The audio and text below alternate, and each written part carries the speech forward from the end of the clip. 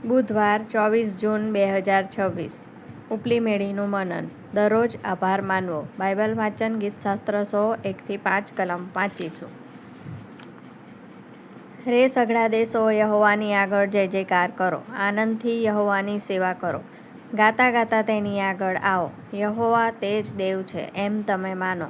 તેણે આપણને ઉત્પન્ન કર્યા છે અને આપણે તેના જ છીએ. આપણે તેના લોક તથા તેના ચારાના મેંઢા છીએ. આભાર માનતા માનતા તેની ભાગળોમાં અને સ્તવન કરતા તેના આંગણામાં આવો. તેનો આભાર માનીને તેના નામને ધન્યવાદ આપો. કેમ કે યહોવા ઉત્તમ છે, તેની કૃપા સર્વકાળ અને તેની સત્યતા પેઢી દર પેઢી ટકે છે. આમેન.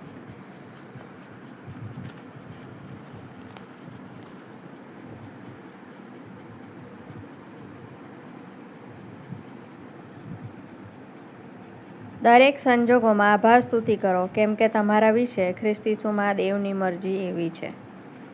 ઈશ્વર એના વાંચેલા વચન પર આશીર્વાદિત કરે. થેસાલોનિકને પત્ર એનો 5મો અધ્યાય ને તેની 18મી કલમ.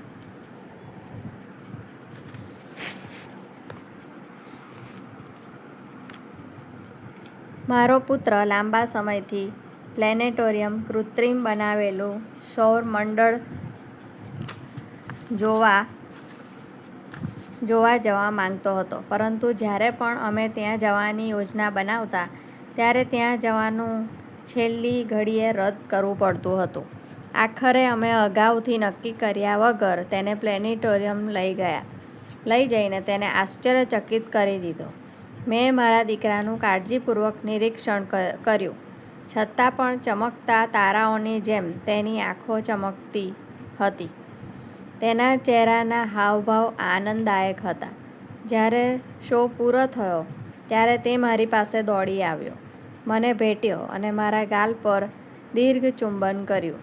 માતાને પોતાના દીકરા પાસેથી આનાથી વધારે કઈ અપેક્ષા હોઈ શકે?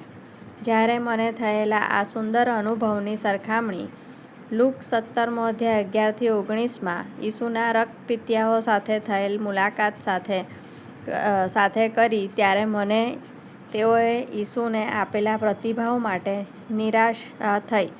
જ્યારે તેમના પોતાના લોકો તેમના સાજા થવા બદલ ઈસુનો આભાર માનવાનું ચૂકી ગયા ત્યારે ઈસુને તે કેટલું અતિશય ખરાબ લાગ્યું હશે. જો કે હું કલ્પના કરું છું કે એક શમરૂનીને આભાર માનવા પાછો આવતો જોઈને તેઓ આનંદિત થયા હશે. શમરૂનીએ ચોક્કસપણે આપણને એક સારું ઉદાહરણ પૂરું પાડ્યું.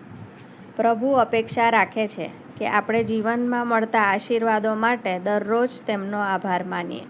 જે આશીર્વાદોમાં મિત્રો, પરિવાર, ઘર અને અન્ય બાબતોનો સમાવેશ થાય છે. આપણે ખુશ અને શાંત રહી શકીએ છીએ અને ખાતરી રાખીએ કે ઈશ્વર આવતીકાલે પણ આપણી સાથે રહેશે અને આપણી જરૂરિયાતો પૂરી પાડશે. આજનો સુવિચાર: હું આજે અને દરરોજ ઈશ્વરનો આભાર માનીશ. મધ્યસ્થી: ઈશ્વરે વિશ્વાસુપણે પૂરું પાડ્યું તેને માટે આભાર. પ્રાર્થના: સ્વર્ગીય પિતા, અમને આપેલા ઘણા આશીર્વાદો માટે આભાર. તમે અમને અમારી અપેક્ષા કરતાં વધુ આપો છો. અમે તમારા વિશ્વાસુપણા માટે આભાર માનીએ છીએ. પ્રભુ ઈસુના નામમાં, આમેન.